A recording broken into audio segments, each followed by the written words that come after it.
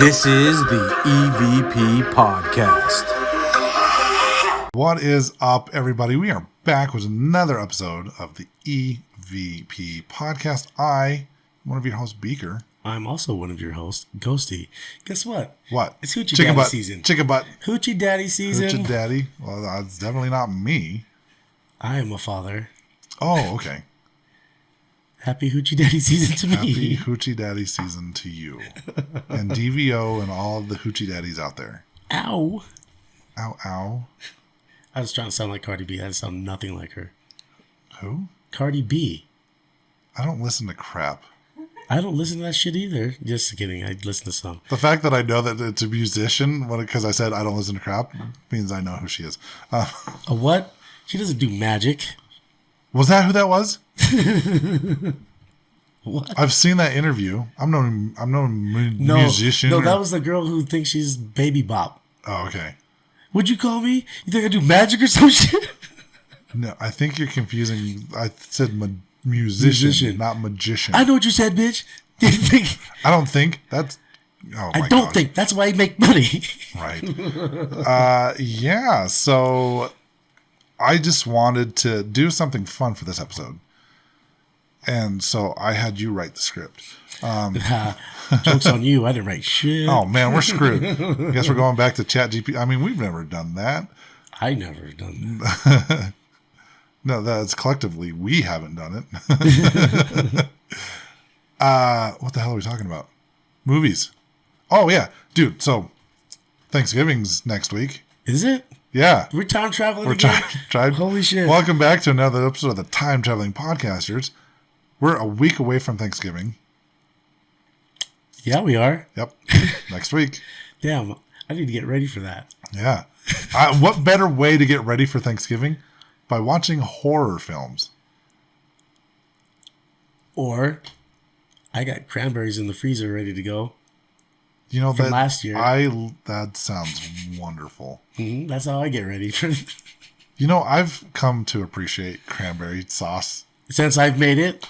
No, I don't think I've ever had your sauce. Not anywhere near my face. You were going to get I've so lost. I've never had your sauce anywhere near my face. Just wait. This year. Or it's not been on or around my mouth either. It's about to be. Cranberry sauce. Cranberry sauce. It reminds me of blood. Therefore, I want it. Because I like to devour. It is pretty dark red No. when I'm done with it. I remember being a kid. Like, it's weird. All the shit when you're a kid. You're like, oh, this is gross. I don't want to eat it. And then all of a sudden you're like, you know, they were onto something. Well, Cranberry sauce, one of those things. Our palates do get more distinguished. Just like how beer is horrible, then all of a sudden we like IPAs and shit. No, we don't. And then IPAs dark are chocolate. disgusting. I hated dark chocolate growing up. Well, you're also still a child. You haven't fully developed you're not full squatch yet. You're still only like 6 something. I have. You got like a whole other foot to grow before you're. I'll show you. I'll show you when we're done recording. I have a chocolate barbecue rub in my car, and I actually found a recipe for black beans that uses chocolate barbecue rub. When I bought it, it was like buy one get one free. Didn't know what the hell I was going to do with chocolate barbecue rub. I found a recipe for it. I'm going to make black beans with chocolate seasoning. I dig it. And I'll try it while watching horror films. Hell yeah! So did you know that I'm only aware of one horror movie that's based on Thanksgiving? There's several on Christmas, Pilgrim? right? There's some. Well, there may be 2 then. Yeah, the one came out like 2 or 3 years ago. Well, there was one that came out like 2 years ago as well called Thanksgiving. And then there's one. And then there's Pilgrim. Wait, maybe shit. It's a slasher film. Yeah, maybe it's the Came same out like one. I think it's just called Thanksgiving.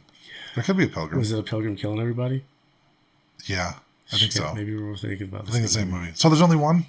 This is bullshit. There needs to be more Thanksgiving horror films. There's like 2 or 3 Christmas ones. There's even Valentine's ones. There's a lot of Christmas ones. Yeah, right. There's Black Christmas, but there's like 4 or 5 different versions of it because they keep remaking that for some reason. And there's Krampus. You got all the Krampus stuff. There's that one with David Harbour, where he's Santa. Oh, I haven't. Oh yeah, I think I've seen that. That was a good one. I haven't seen it. I've seen like the posters and stuff. Like I haven't seen the movie. If Santa was Die Hard, I have to watch it. There's also there's all sorts of. If you go on Amazon Prime, there's all sorts of like messed Shit up like that B-rated never hit. horror films. There's things that never hit the movie theater for sure. Right. So Gremlins. Oh, it's another Christmas movie. Not a lot with Thanksgiving. So Not a lot of New Year's. Not a lot of New Year's either. But there's Valentine's. My Bloody Valentine's. There's that with Hard Eyes that came out this year. I haven't watched that one. I never watched either one of them. My Bloody Valentine. It was a remake. The one that came out in like 2006 or 12 or whenever the hell it came out. There's My Bloody Valentine 3D. But there's not a lot of Thanksgiving ones. So we're going to talk about horror films that you can watch during Thanksgiving time that have nothing to do with Thanksgiving. We figured Thanksgiving was a great time to talk about horror films, not Halloween, because we're super prepared. But with a little bit of a twist. The reason why I want to talk about some horror films, I want to talk about stuff that you may or may not have known that were inspired by true events. So I'm using the term inspired by because Hollywood. Because of Hollywood.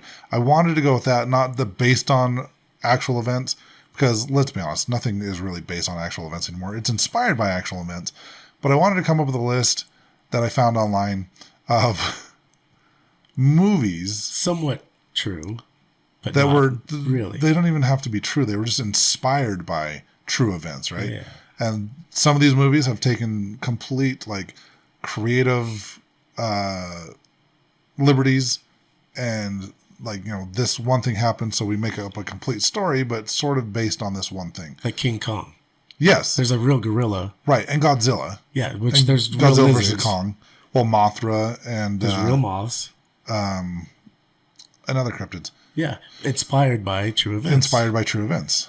Like, so, I've seen a gorilla before. King Kong. Me too. Have you ever had a gorilla charge you? Hell no. I have, and it's not fun. Keep in mind, they're behind a big pane of glass, right? But apparently... you threatened him with my tallness, ginger squatchness. My tallness and my beardness. He could smell the ape in you. It was probably... Because he was just like... It was funny because he was like sitting there, like kind of sitting down, like resting his hand on his knee, like on his chin, right? And then he had his elbow on his knee. He did one of those squash, and then squash, all of a sudden squash, he got squash. up. Yeah, I was like, squash. That's squash. I think they know that language. Yeah, right? And I think he was like trying to hit on Brandy, right? Hold on. We haven't used that in a while. It's been a minute. We can use this one now. Don't break stuff. Oh, shit. Yeah, never mind. I'm over here ruining everything. Your sound bell's not working. Ruining everything. Sound bell singing bowl. Sorry, everybody. It sucked. Holy hell. I think it was like he was trying to flirt a little bit with Brandy. He's a gorilla. She's an attractive woman. And he's like, oh, I like. And then he sees me, right? He's like, fuck this guy.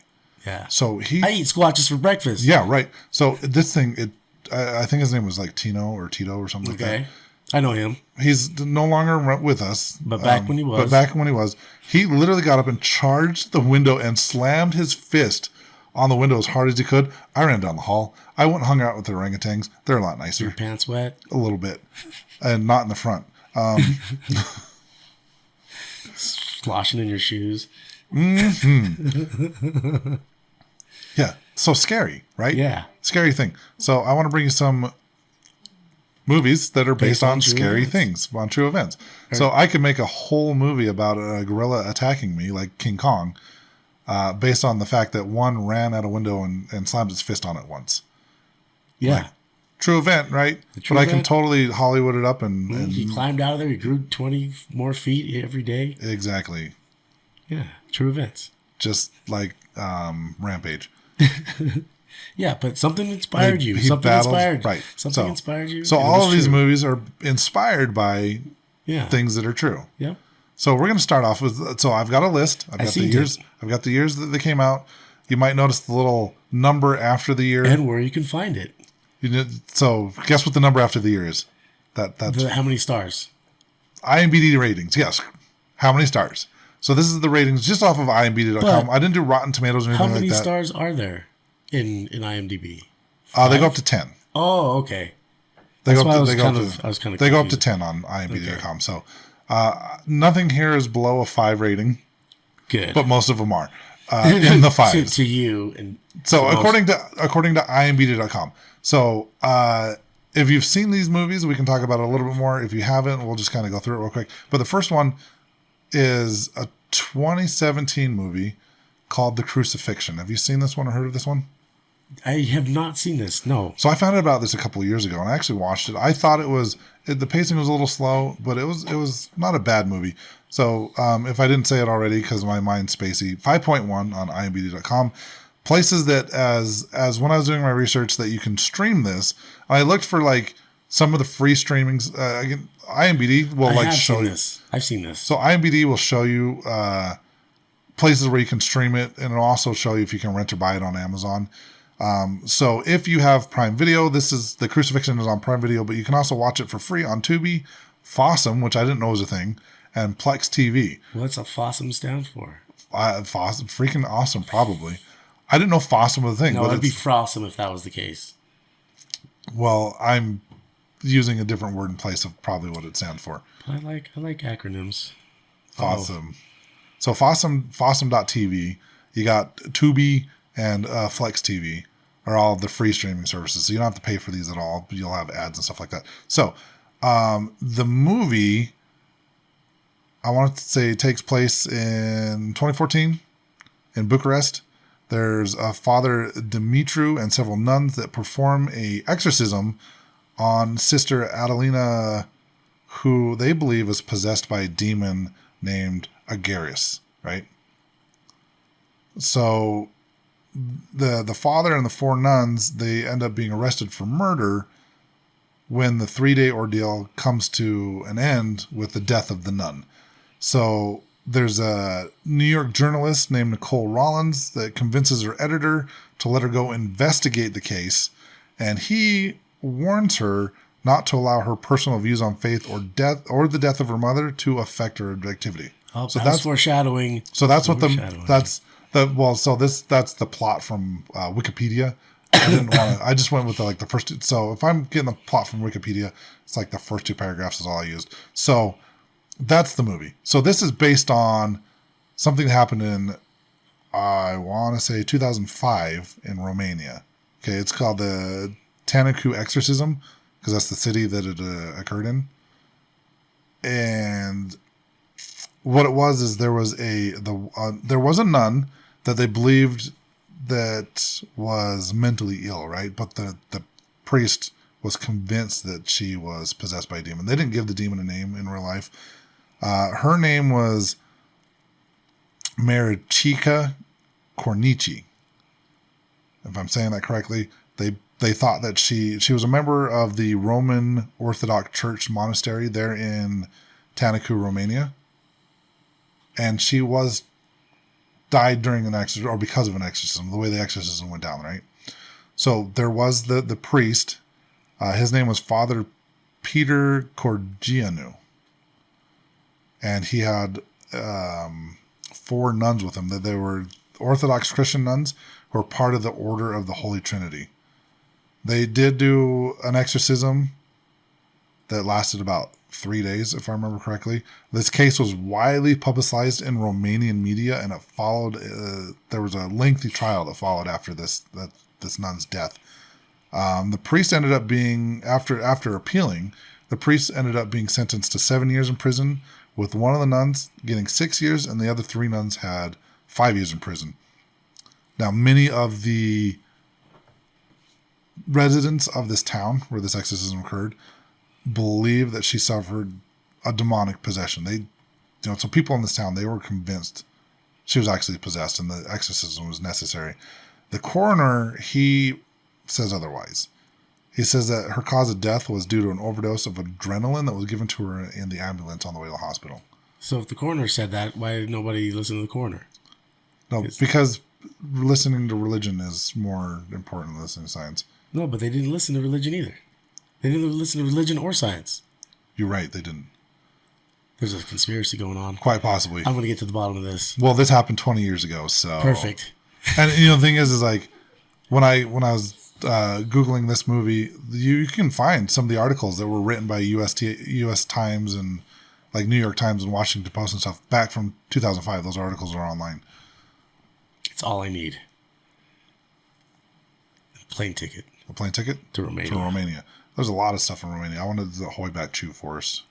I'll go there. Yeah, we talked about it. I'll call you from when I'm there. I'll call you. Oh, I appreciate it. So the next one that we're going to talk about, we've talked about this a little bit before in the past. This movie is called Fire in the Sky, came out in 1993. IMDb gives this a 6.5. Currently, during my research, Pluto TV is the only place that you can watch this for free. If you want to know more about Travis Walton and our thoughts on the case, you can go back and listen to our episode 53, Travis Walton / Fire in the Sky. A long time ago. It was a long time ago because we're on 188 right now. That's right, 188. So you can, more of our views or opinions are on that episode if you want to go back and listen to it. But essentially what Fire in the Sky is, it's about Travis Walton, who was abducted by aliens on November 5th, 1975, while heading home from working out as he was a lumberjack, right? Trees and stuff. So he was out working. He disappeared for like 7 days or 5 days before he just randomly showed up again. And he's written about his experiences in books and stuff like that. He's made a documentary about it. I've met Travis Walton. I think you have too. You were at that expo. Yeah, I met him a couple times. Was he in Vegas too? I don't think he was in Vegas. Okay, then I would have met him that once. He was here in Utah at an expo, and I got an autographed copy of his documentary he made.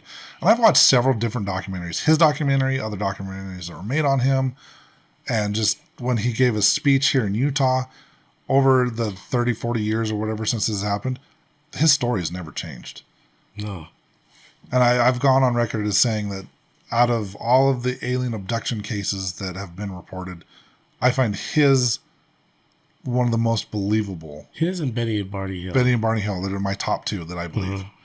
So, another one that it's not quite a documentary, but yeah, Fire in the Sky. I hear it's really good. I have not seen this. You haven't seen it? No. I've seen it. It is.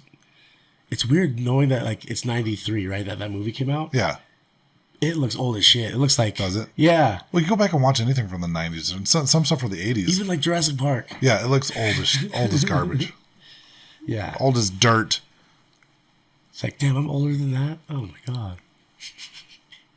Yeah, you are. You're weird. Old. Holy cow. I know. I'm like 25 now. For the third time. So next up we've talked about this one before as well. This is the Amityville Horror. 1979 version is a 6.2 on IMDb.com. If you want to watch the 2005 version with Ryan Reynolds, it's a 5.9. That one was better for sure. I like the second one. I like the remake. Yeah, I like the right. You know, there's like 11 Amityville movies. Yeah, there's so many. I probably know of like 4 or 5 that I've seen. Not even watched, just know that they exist. I've seen bits and pieces of like. They're all low budget as shit. Yeah. Yeah. They're not that great. I've seen bits and pieces of like one of the more recent ones that were made. They're still doing it. Yeah.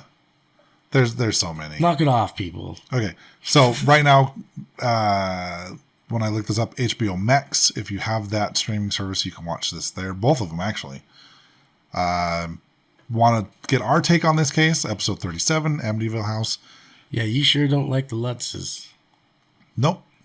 I sure don't. If you want to know why, listen to that episode. But I'll give you a quick rundown of kind of what is going on here in this movie. On November 13th, 1974, you had Ronnie DeFeo Jr. got up in the middle of the night and he eliminated his entire family. Blaka with a 22, I think it was. Shotgun. Was it a shotgun? 12 gauge, I think. I don't know. But here's the funny thing. It's not a funny thing. Here's not a funny thing. I like to say that. Here's the funny thing. So here's what, afterwards, he claimed that he murdered his family because he was possessed, right? That's so funny. That's what it is. Is that the funny? It's not the funny. I don't know why I said that. The funny thing is he murdered everybody. And he survived his own killing spree. That's not funny. I don't know why I said that. Anyways, he blamed it on demonic possession. That part of the whole story, go back and listen to that episode. I've talked about it before. I think that it is very possible that he was influenced by some sort of entity. What I don't believe is what the movie's about. You're giving away. Nobody's going to listen to that episode after you talk. The Lutz family. Yeah. They moved in about a year later. This is what Amityville is about, the Amityville Horror. Lutz family moves in. They were there for a total of 28 days. And during this time, all sorts of crazy shit happened to where they fled in the middle of the night, leaving all of their stuff behind. If you want to know why and what happened after, you got to listen to that episode. Yep. Have you read the book? Nope, I didn't know there was a book. Well, so the movie's based on the book, right? Okay. The book is way better than the movie. Just like every other book Pretty much. made. Could have called that.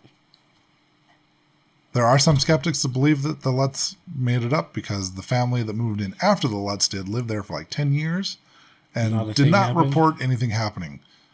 The Warrens were involved in this case.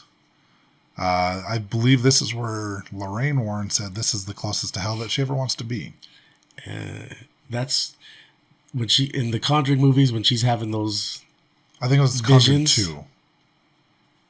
I think they showed at the very end of the first one, wasn't it? Or no, they brought it up in Conjuring 2. I think it's Conjuring 2. Yeah. But yeah. So Amityville Horror. I personally like the remake better with Ryan Reynolds, even though it's got a lower score on IMDb. I thought it was way better. But people knew that one.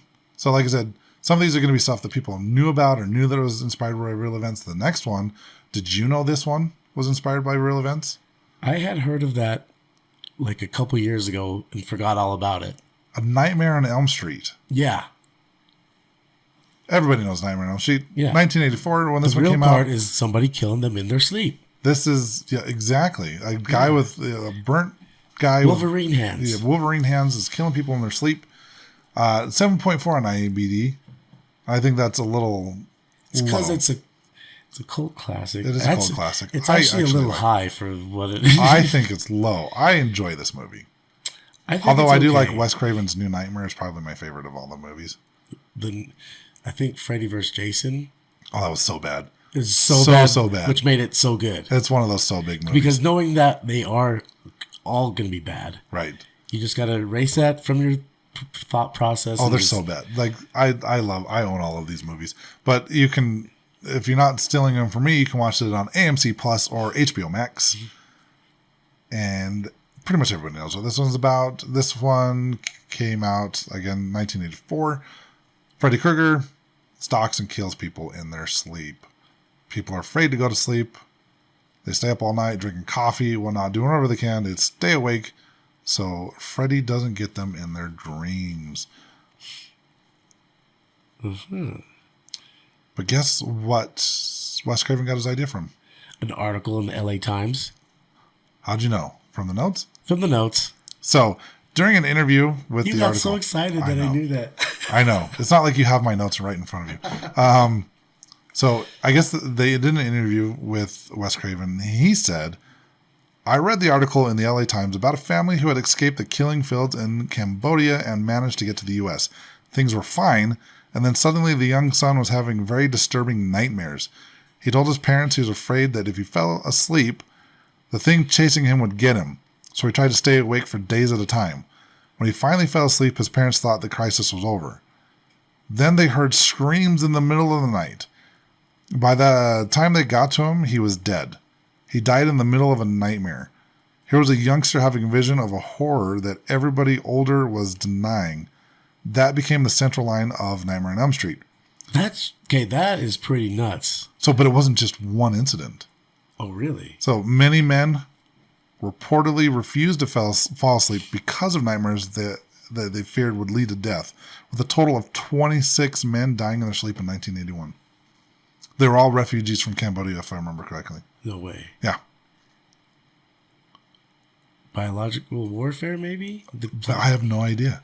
That's a trip, though, that it wasn't just one guy that had this experience. Like, there was a whole bunch of people that all were, for whatever reason, they were having these crazy-ass nightmares. It could be PTSD or something.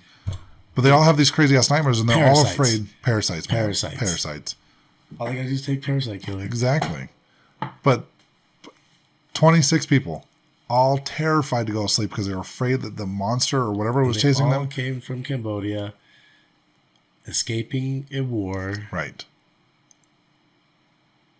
Through the jungle. Parasites. Parasites, man. Yeah, how trippy is that? That's pretty damn nuts. Okay. Yeah, 1 or 2, meh, who knows? Right, but 26 people? That's Freddy Krueger. And I've read about this before now, a couple years back. Same thing, like some of them said would have been like hiding coffee pots in their closet and drinking coffee all night trying to stay awake. And then they would all just like, they'd finally fall asleep. And I'm sure it's out of exhaustion because you're going like months or whatever without sleep.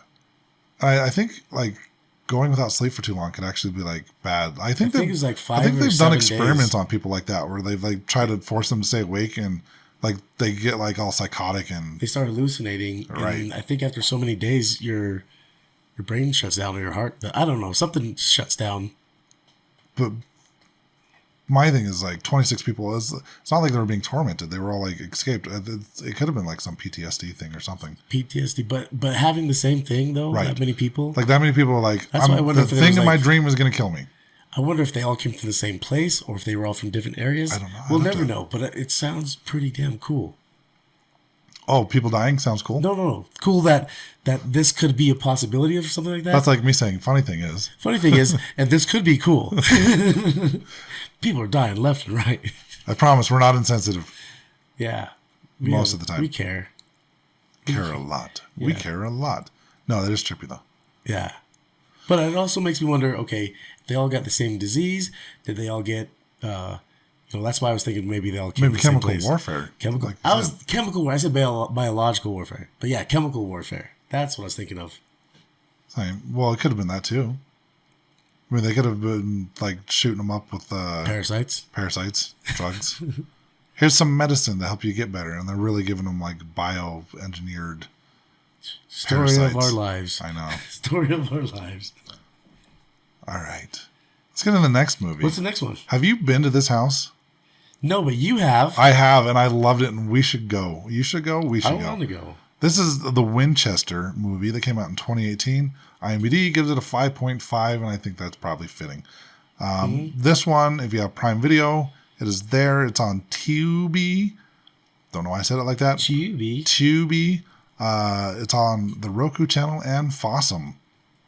If you want to know more about the Winchester House, we talked about this one, episode 10, Winchester House. Long time ago.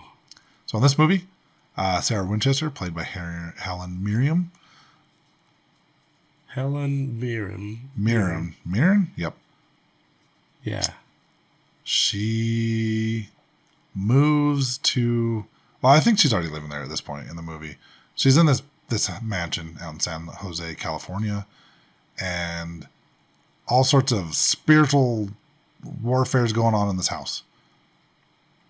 And Did you like the movie? it was... I remember having a big watch party where I got like 20, 30 people to buy tickets and and watched it. And I thought it was interesting. It's not one that I'd be like, I own it. I think I own it, but it's not one that I'm like, hey, you have to watch this. Yeah. But the real story is fascinating. Right. With Sarah Winchester. But none of the things that happened in the movie. No, yeah. The only thing from the movie that's true is Is that the house and Sarah. the house that's really big and had like, the stairway that goes to nowhere, the long ass. They actually they went in the house and made replicas, like on a movie set. They made replicas of the house, like the stairway that goes to nowhere and the They just didn't film it inside there? no, the big windy stairway. Yeah. So what happened? Sarah Winchester, in short, Sarah Winchester, her husband and her kid passed away. I believe she consulted a medium that told her to move to California, buy this house, and Build a house for the spirits. so it was like an 8-room like farmhouse when it started out, right? And she was told she had to constantly keep building and reconstructing this house because the spirits of everyone that died from Winchester firearms was like out to get her. How would they even know that they got killed by a Winchester? I have no idea. They wouldn't. I They think that wouldn't. medium was full of shit. Probably. But spirits did end up going there They did. because I think the intention was set for it. I think so. Well, she had a seance room. She would conduct nightly seances. She's probably opening portals. The spirits would probably, but the spirits would like tell her like where to build and how to build. The house was under constant construction. I think at one point in time they stopped and like people died. All the spirits are getting all their friends. Hey, right. They're building a house just for us. So this went on for like, I don't know, 30, 40 years, up until she passed away in 1922. The house used to be a lot bigger than it is currently. Currently it sits about 160 rooms, including 40 bedrooms, 40 staircases, 13 bathrooms, 6 kitchens, 10,000 windows, 2,000 doors, 52 skylights, 47 fireplaces, 3 elevators, 2 basements, 10,000 windows. and only 1 shower. 10,000 windows. Yep. What? You think somebody just was like, they were contracted to continue to do shit every day, and just every day is like, you know what I'm gonna do today? I'm gonna make a window. Probably. Well, there's windows inside that look into rooms. Like, oh, dude, you have to go there. Yeah. Because like they have one window right outside the seance room that overlooks like her like indoor garden. That's really cool. Somebody's like, you know what I'm gonna do for the next 5 years? 1 window a day. Right? Well, they have like a Tiffany window in there too that's worth like a shit ton of money. The thing is, like, so she did have a huge fortune. I don't want to get too much into it, but she did have a huge fortune from the Winchester firearms. But across the street of what is now a big office building or parking lot in San Jose used to be her orchard, or like her fields, where she grew crops, and that's where she got a lot of her money too. Where she grew bullets for her Winchester. Exactly. Next up, we have Deliver Us from Evil 2014, 6.2 on IMDb.com. You can watch this one on Fossum. I've never heard of this one. I have seen this one. You've seen it? Yes. It was on Netflix for like every year. What did you think? I am going to have to read this synopsis real quick because I can't remember shit about it. What is the synopsis? The breakdown. The breakdown. I know. What is... do you want to read it, or do you want me to talk about it? I'll read it. Okay, that's why I'm asking. Go for it. Do it. Eric Bana portrays real New York cop Ralph Sarchi, who encountered paranormal activity while working on crimes in the city. This is director Scott Derrickson's second film based on real events. So the first film based on real events we'll talk about in a little bit. That one was The Exorcism of Emily Rose, but this is his second one based on real events.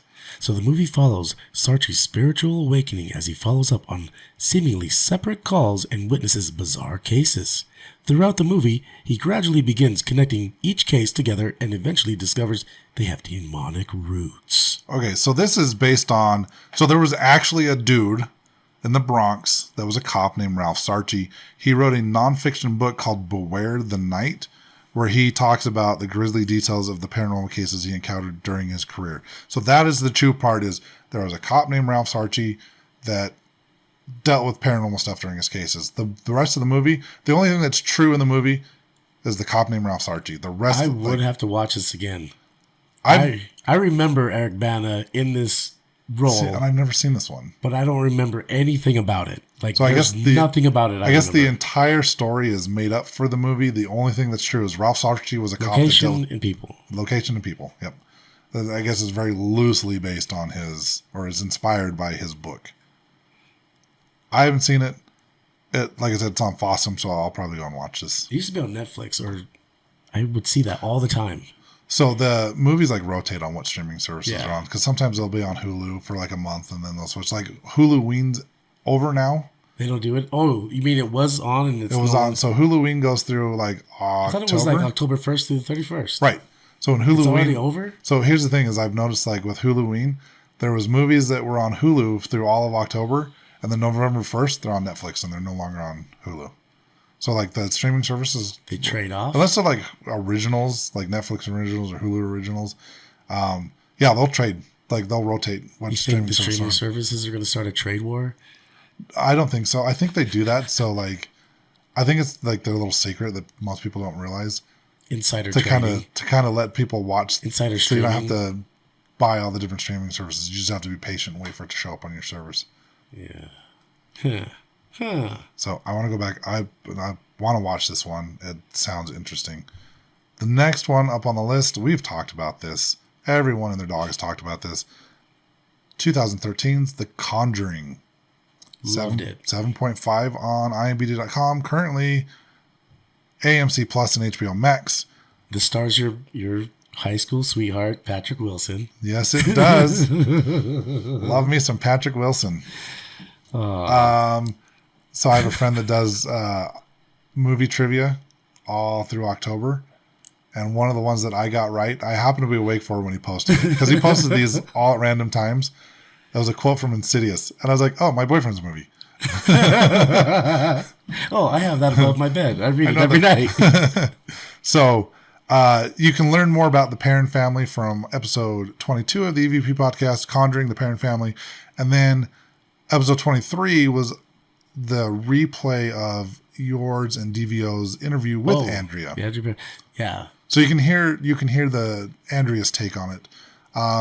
And the background noise, because that audio was shit. It was. But I didn't listen to that. So I also did an interview because I was on a different podcast back in the day with our friend Castle. And we sat down and interviewed Andrea as well. The stuff that happened that she told us about in the interviews, I don't know if she told you the same stuff because I never listened to the interview. Yeah, the stuff that happened in real life, way freakier than the movie. And then some of the stuff that they made freaky in the movie didn't even happen. Right. Like the levitation. Yeah. That actually kind of sort of did happen. Yes, that happened, but not a turn upside down and fly against the wall. And... So if you've been living under a rock, The Conjuring is about Ed and Lorraine Warren. There's a family that moves, the Perrin family moves into a Rhode Island farmhouse back in the early 70s, and all sorts of chaotic shit starts happening. So the Warrens get called, and they come in to investigate, and they help the Perrin families run away from evil, according to the movie. In real life, the Perrin family, they dealt with this for approximately 10 years. The first 5 years were probably the worst. The movie's based on Andrea Perrin's books, The House of Light, House of Darkness. She wrote a 3-part series. And I remember when we talked to her, they were working on like a TV series or a movie deal. I don't know if that ever came to fruition or not. No. I haven't seen it, but... And what went along with that movie was Annabelle. Well, so there's this spawn that they call it the Conjuring universe, right? So you started with that. So you got the Conjuring, you got Conjuring 2, which is based on the Edenfield case. I think we've also talked about that. Yeah, we did. Conjuring 3, The Devil Made Me Do It. We've also talked about that. The newest one that came out a couple months ago. Did you watch it yet? I've seen it twice. I still need to see The it. Conjuring Last Rites. That one, I don't remember the exact episode. I didn't write that one down for some reason, but we did talk about the Smurl case when we had Castle on as one of our guests. And holy hell, from a Hollywood standpoint, it is a good movie, The Last Rites. From a paranormal inspector or investigator's aspect that knows a lot about the actual story, oh my, I had such a hard time with this movie. Because it was like if I try to turn my brain off because I already knew the case and knew a lot about it before going into seeing this movie. If you don't know anything about the Smurls, Conjuring Last Rites is a great movie. If you know the actual case, you probably end up being not happy with it like I was. And just like some of the Smurls have come out and basically said that the directors wasted their time by talking to them because it's, yeah. Smurl. If you want realism, that's another movie that's very loosely inspired by actual Things events. Things happened, and now the Warrens are here. Speaking of the Warrens, some more. You already mentioned the name.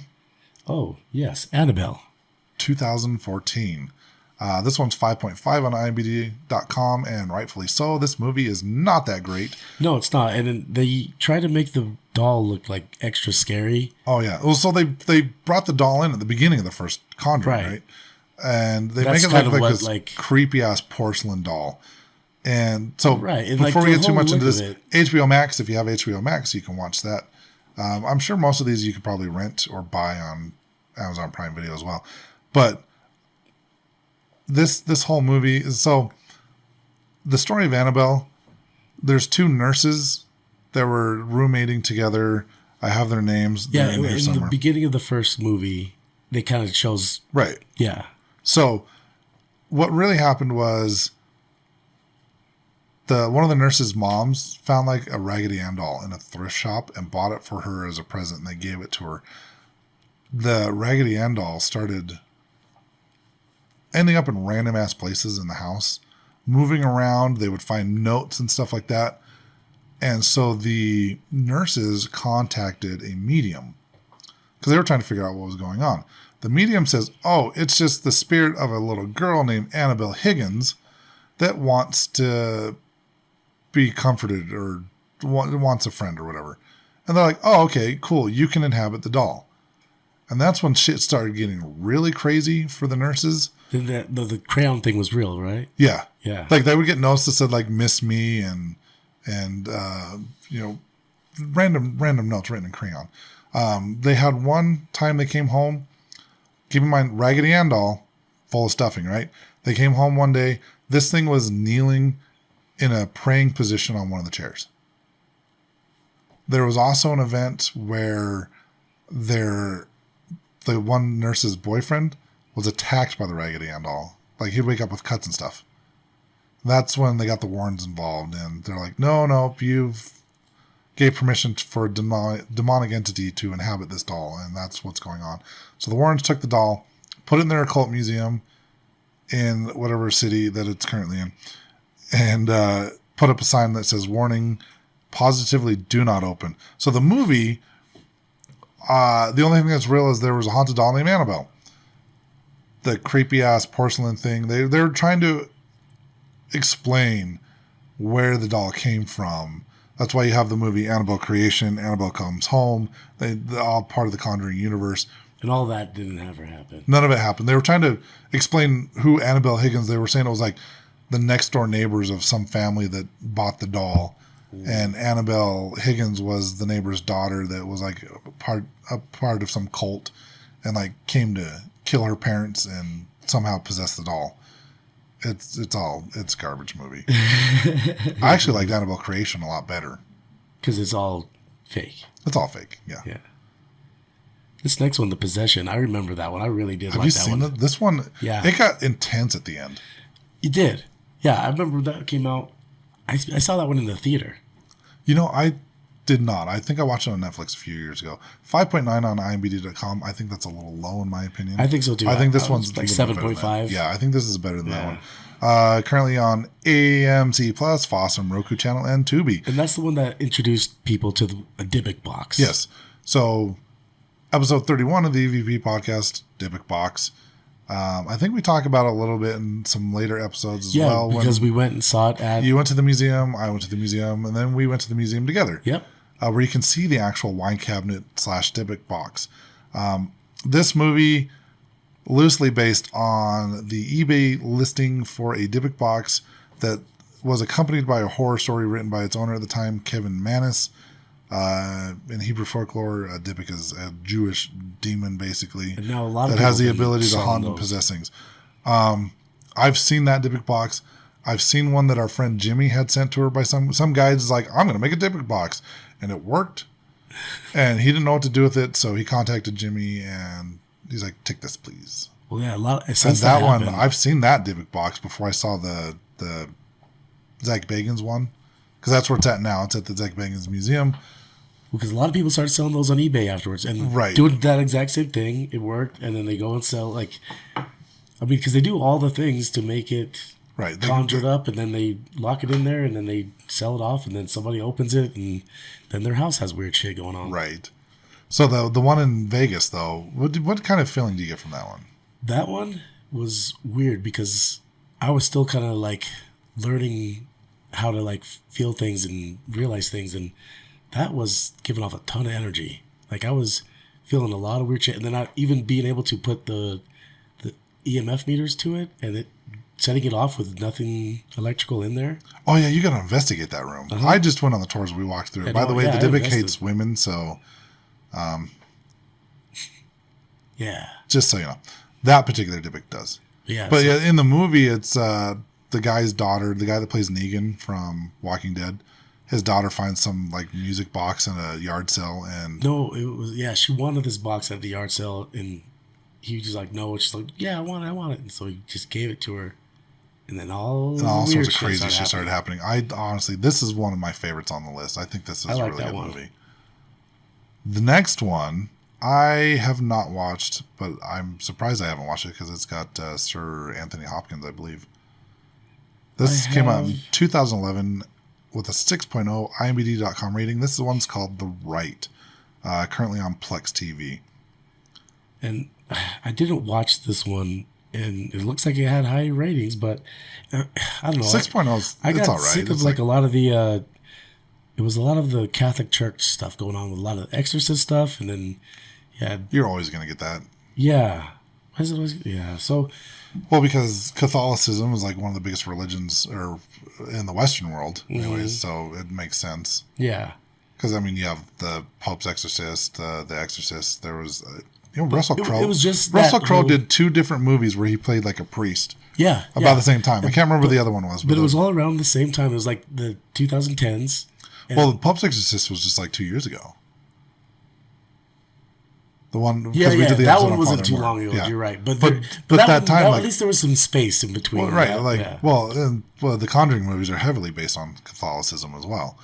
Yes, they are, and all the whole Conjuring universe, because you got the Nun 2. The Nun 2 was terrible. It was. But The Right, so it's loosely based on a book titled The Right: The Making of Modern Exorcists by Matt Baglio. This one stars. Was it Michael Kovac? He plays someone named Colin O'Donoghue. Little Colin O'Donoghue stars as Michael I said that backwards. Whose experiences are inspired by the real-life Father Gary Thomas. Now, Father Gary Thomas had been selected to train as an exorcist when he met the Matt Baglio in exorcism class. From there, Baglio followed Father Thomas around as he traveled Rome performing his new duty. Thomas actually helped supervise on this film. Father Thomas did. So this whole movie, I think Anthony Hopkins, if I remember, played the priest. I think this other guy that I mentioned was the journalist. But yeah, it's this exorcists that travel around Rome, and this journalist followed around kind of documenting things. So that's what The Right's loosely based on. Haven't seen this one. It is on the list of things I do want to watch. We are running a little short on time, so we're going to cut it here. We're at 10 movies so far. We have 17 more movies to discuss, so we're going to give you a part 2 here in a couple weeks, and we'll go over some of the rest of the movies that you can watch during Christmas time. Or before Christmas time. To get ready for Christmas. Well, the thing is, Christmas time, we've talked about this before. It's perfect time for scary movies. Perfect time for scary movies, especially according to that one song, the Scary Ghost Stories. Scary ghost stories and tells of the glories of Christmases long, long ago. Because Christmas time, just like I said, they used to sit around the fireplace, tell ghost stories. So we will have more movies, horror movies. We'll have horrors for you guys coming up in the past.